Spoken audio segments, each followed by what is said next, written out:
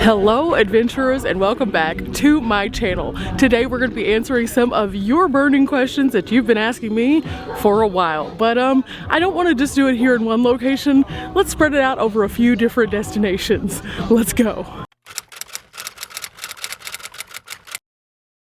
I posted a community tab post asking what your questions were. And I had a question from Deb Meyer. She asks, how are Dimples and I liking our new layout? Well, I absolutely love it, and I hope Dimples does too. It's a much more effective use of the space. I can easily move from the front to the back, and also I just feel like it's a little bit bigger of an area now that I've removed the seat and flipped everything. Not to mention, it is super convenient for me to access all of the things that were kind of in weird spots. And even though I'm sure there'll be some growing pains still along the way, so far, so good.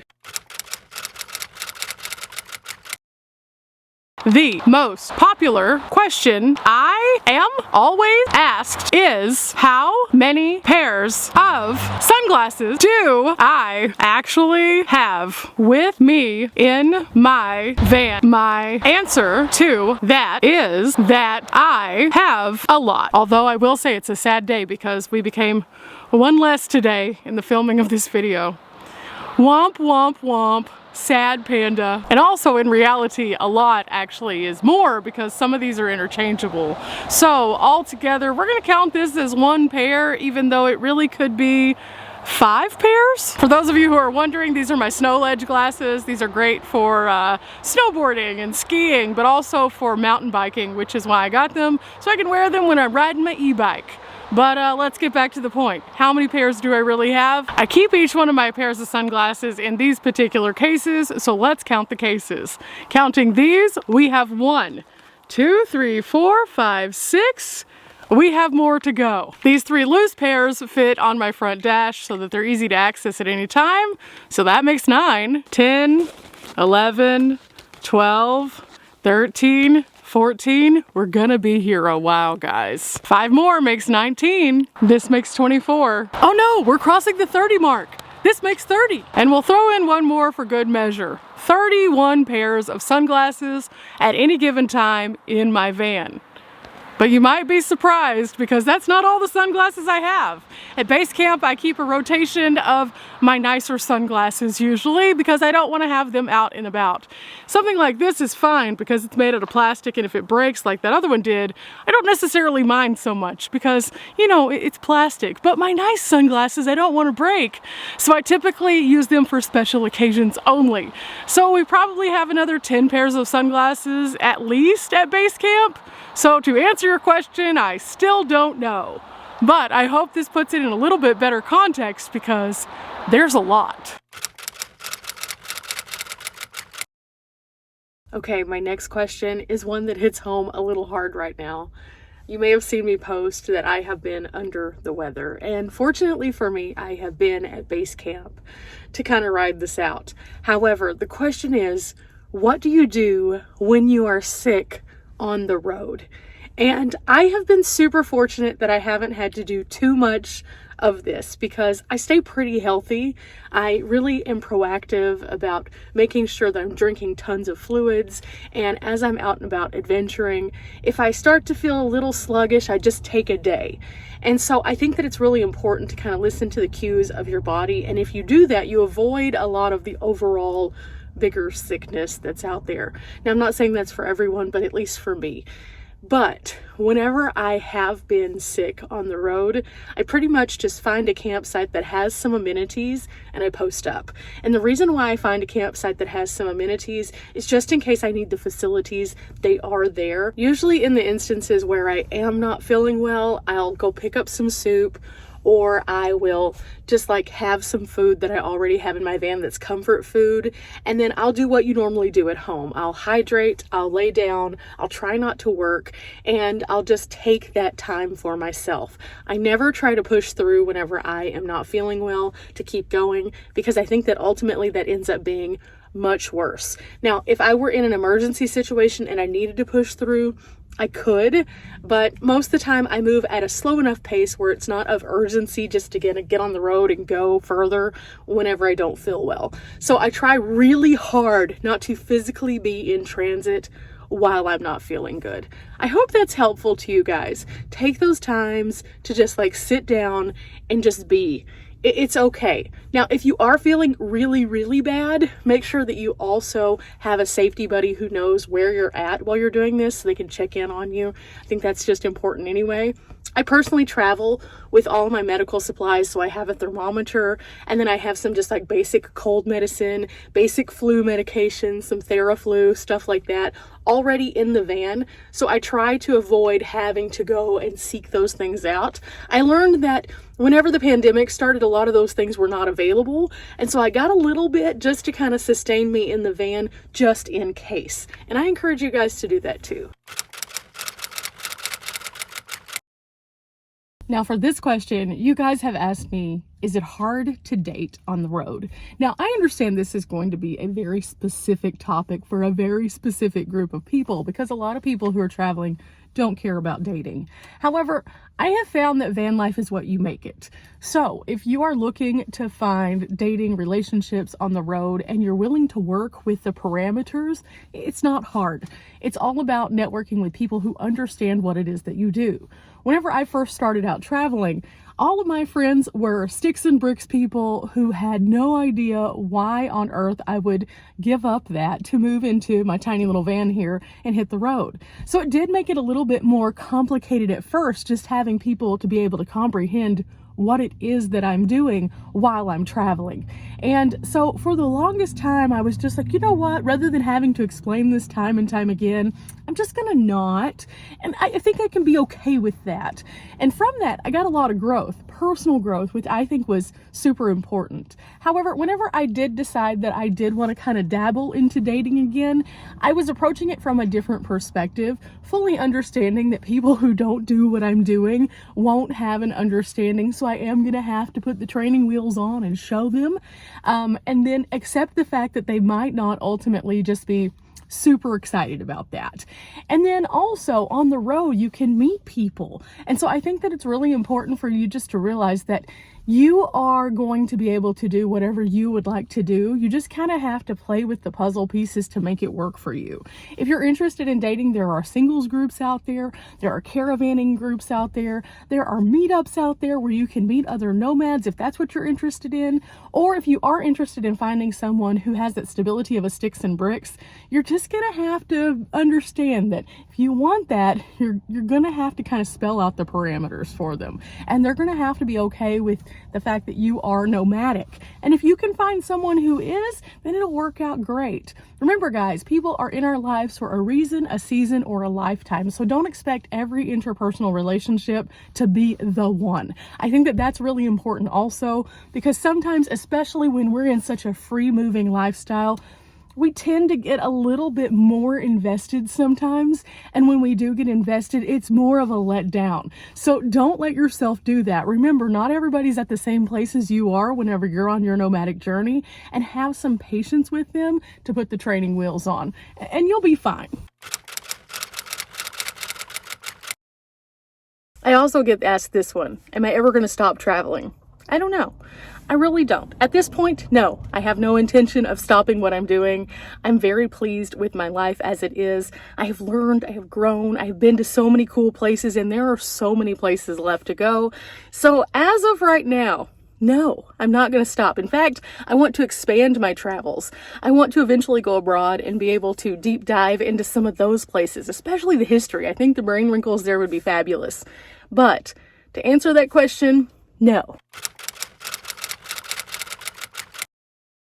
Now, Sandy Meacham, you asked if I have any problems with unwanted critters, such as mice. And I've been super fortunate thus far. I haven't had any issues with that. Thank goodness. Now, I know a lot of people out there are probably thinking, okay, but how? I've heard lots of stories about people who get mice. My main thing is I try not to keep anything that a mouse would want in a place where a mouse would want it. I also monitor my door so that my door is not open without supervision.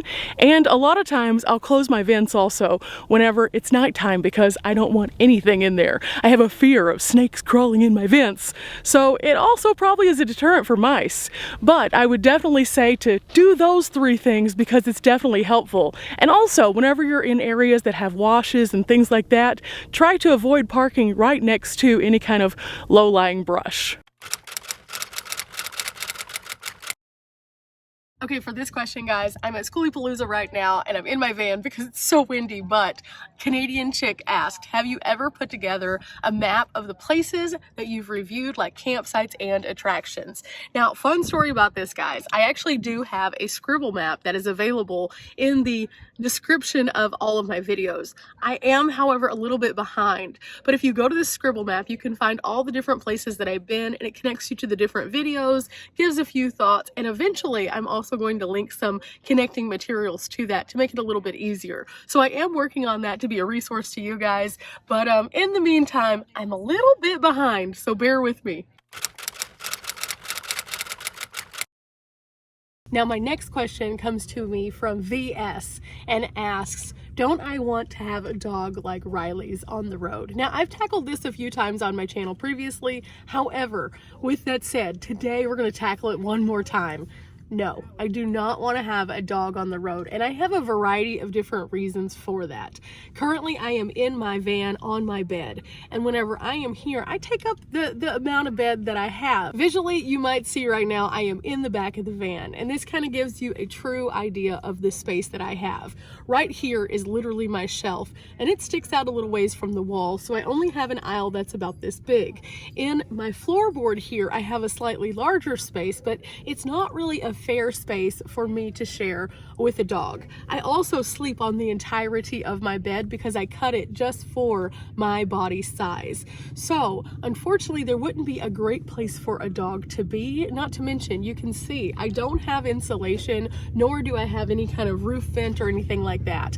I chose to leave my van as factory as I could and only put in things that I could also take out. So everything you see in the van can be taken out and this be converted back to a regular cargo van.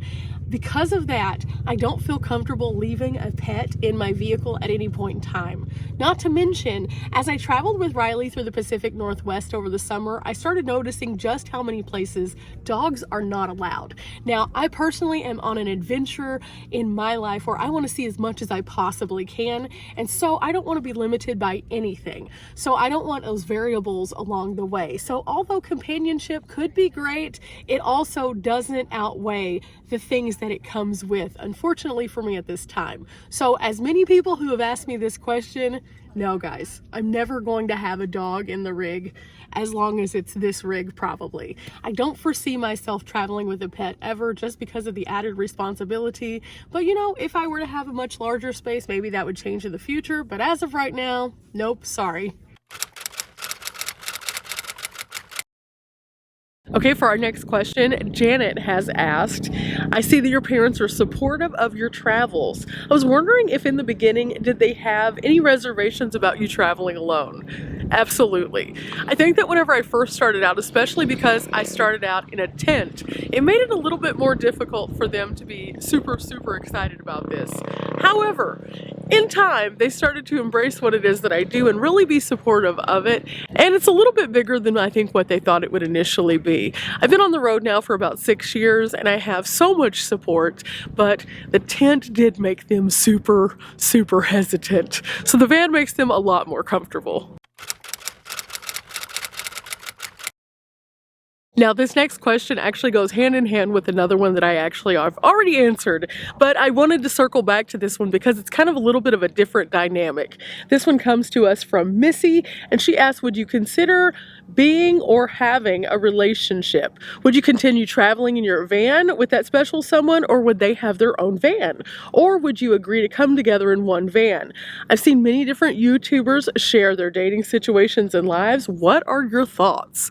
Well, this is the personal Q&A, so let me get personal with you guys. I think that it's really important if you are traveling with someone that you have a good rapport and that you can get along. I think sometimes, especially if you meet another person who's on the road, it's important for you to have your space and them to have theirs.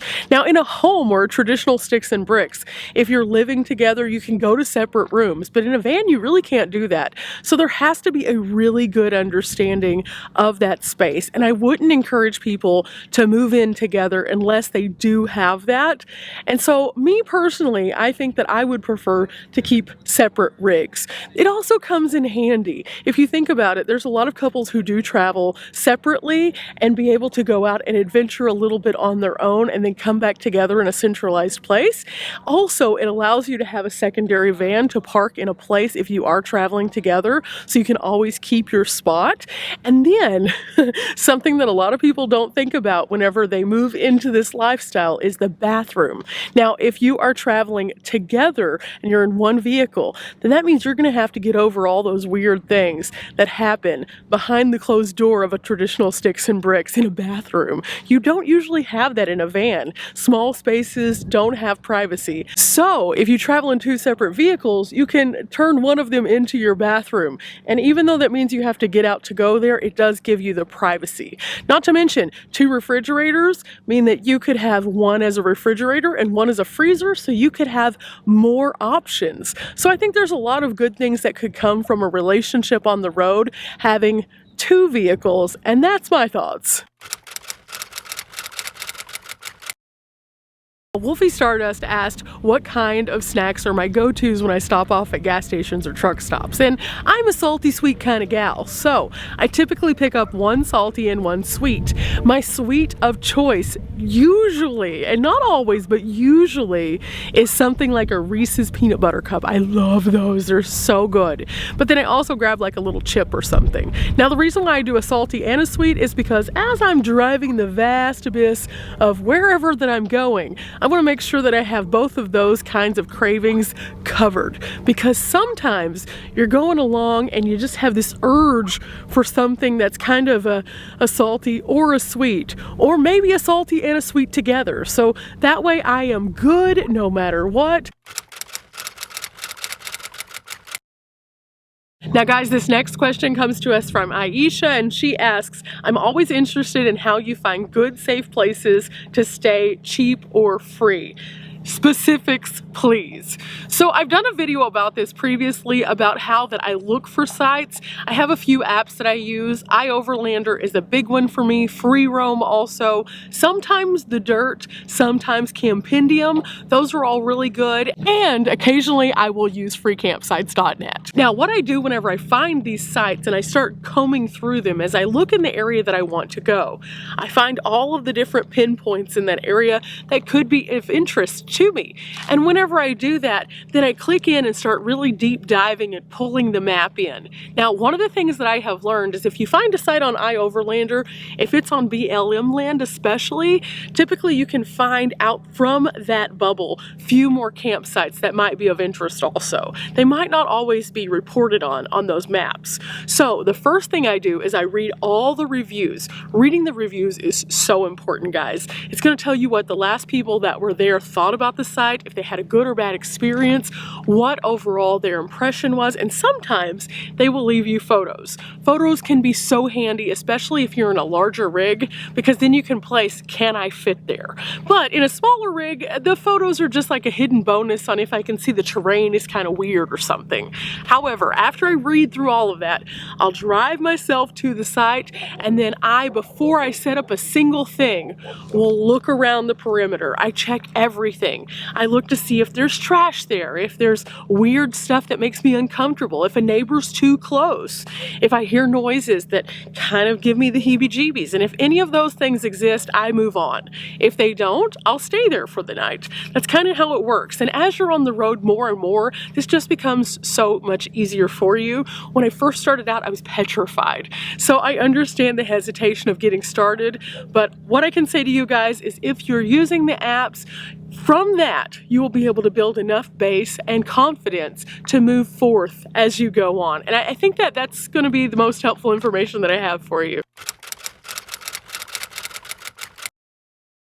Okay, so the next question that we have is from Julie, and she asks, what did I do in my life before being in my van? Well, I had a whole different life, and it was definitely a lot different. So my life before being in my van, I actually was a journalist and a sportscast writer. So I did a lot of different journalism projects. I did interactive media, and It was a very different experience, I will say. I had moved on from that and moved into a more traditional job after being downsized from my previous employer.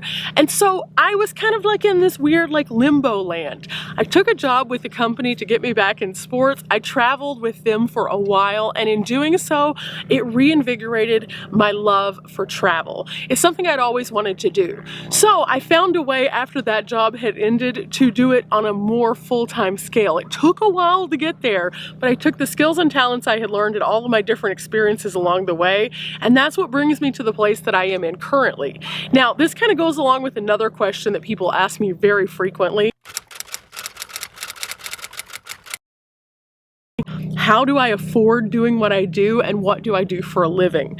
I actually am obviously a YouTuber. That's only part of the overall surface of what I do though. I work for a news reporting system, so I can report the news over there, and that's kind of a cool thing because it ties back to my days whenever I owned a newspaper in small town America and what eventually led me to this sports writing that I did. But then also I have books that I have published. I have, of course, the coloring book, but I have a series of others also. I have graphic design and merch stuff that I have, and then I also do some independent work for others as well.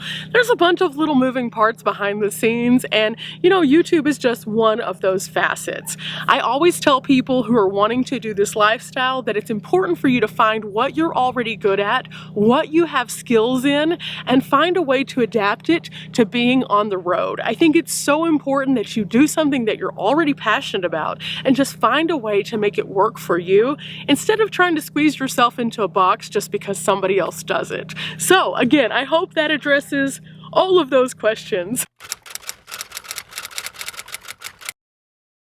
I think that conversation that we were just having also factors into this next question, however, but let's expand on it a little bit more. The Nerdy Book Fairy asks, where do you get all the money that we're eating out all the time? I post a lot of videos of myself alone or with friends eating at restaurants and fast food places. Is it all YouTube money, or do I have a job?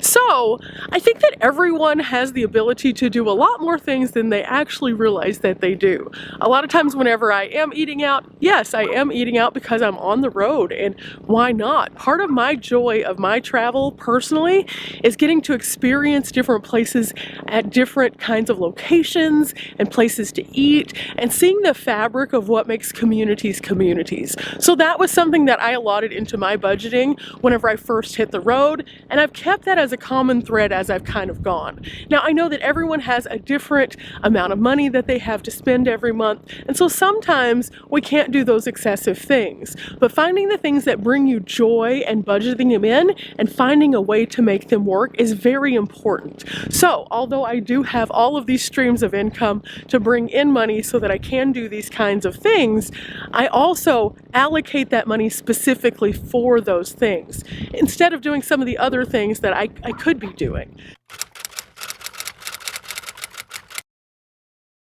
Okay, fresh out of the shower and off to our next question. Why do I call myself Bunny? This one's actually kind of a funny one. A lot of people don't understand when I say I've always been a bunny, but I really have always been a bunny, and let me show you what I'm talking about. There we go. This is me when I was 4 years old. I was wanting to be Bugs Bunny for Halloween, and so my mom made this entire costume for me. It has a full head, and you can see I painted my little face. I ate my little carrots, and look at this. It has a little body with a little bunny tail, and it even has little feet on it. But wait, there's more. Wasn't I a cute little bunny? That's right. I've been a bunny since I was 4 years old, possibly before that. So I have always enjoyed being some version of Little Rabbit, but there's more also. Now, this is a theme that you'll see repeated time and time again in my life. So whenever I was younger, sure, I wanted to be Bugs Bunny for Halloween, and it's just this cute little happy costume. Or was it? I actually set the precedent for my life through this costume. In fact, I went to a school where I was the mascot. The mascot of our school was a jackrabbit or a cottontail whenever you were in junior high. That's right, I was a mascot. I was a cottontail and then a jackrabbit. I was mascot in both junior high and high school. And that kind of explains my personality. I'm a little crazy, I'm a little silly, I'm a little fun, and I really have a sense of humor. So these pictures right here, yeah, you'll see that coming through.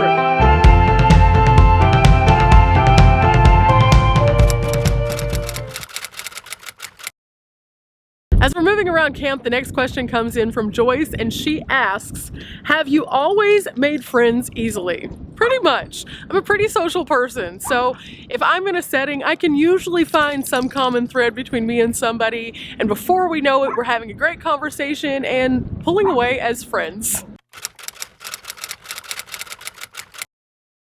And then we're going to follow that one up with a question from Miranda, and she asks, what would you tell women who are just getting started to look for the most as they travel for the first time? Whenever you're traveling for the first time, I think it's so important for you to, again, set goals as to what you want to do, because that keeps you kind of on target. You don't have to follow a specific plan of action, but at first, sometimes giving yourself that structure to do so does really help out. So I would say that definitely giving yourself an idea of your expectations, at least in the beginning, and then finding things that make you feel safe and comfortable. Those are so important. If you feel safe staying at a truck stop every night, then stay at a truck stop every night. If you feel safe camping at a paid campground when you first start out, do that.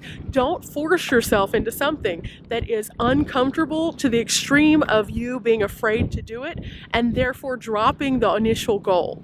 So if you're making these little concessions for yourself to feel comfortable, the longer that you're doing this, the more you will start to feel comfortable doing other things that are outside of your norm. And I think that that is the main thing that I can tell you. All the supplies in the world in your van or all of the kit doesn't matter if you're not feeling good about yourself.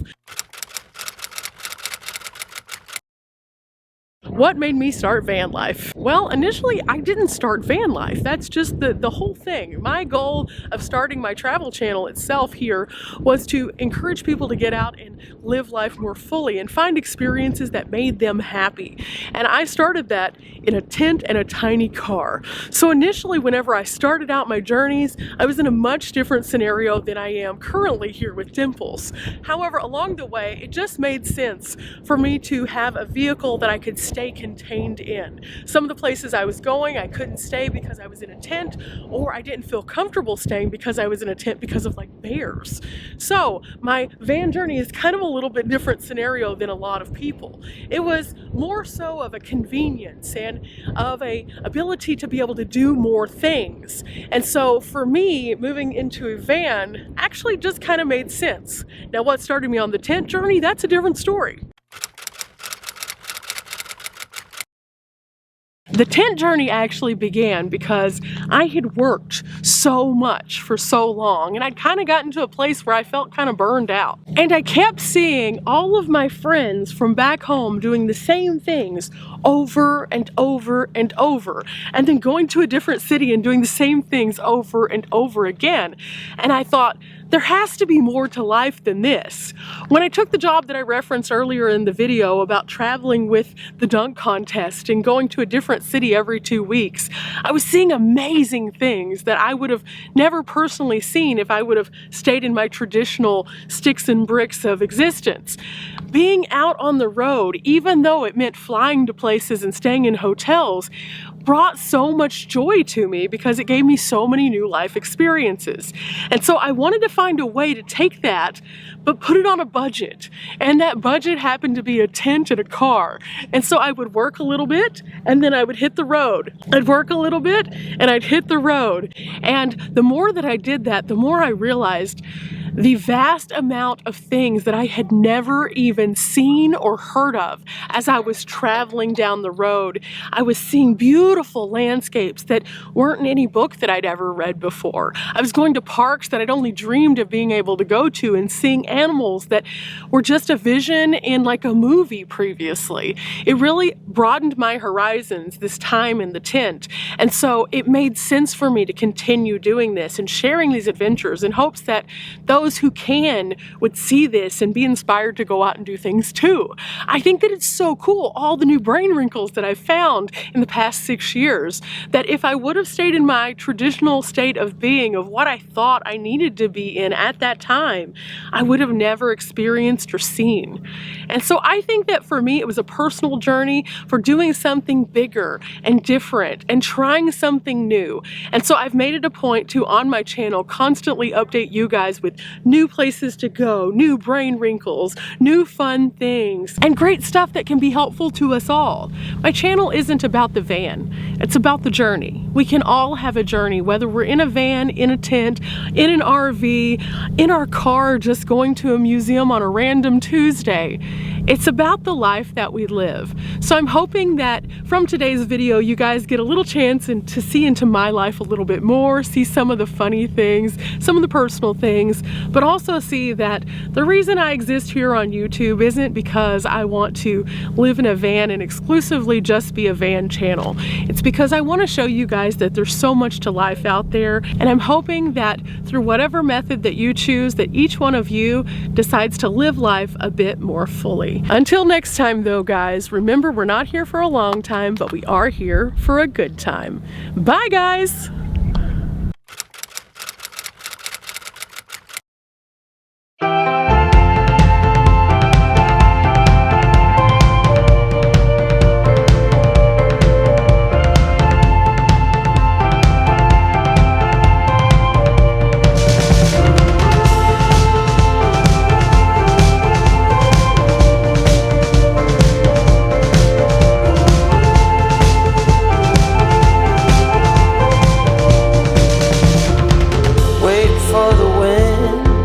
For the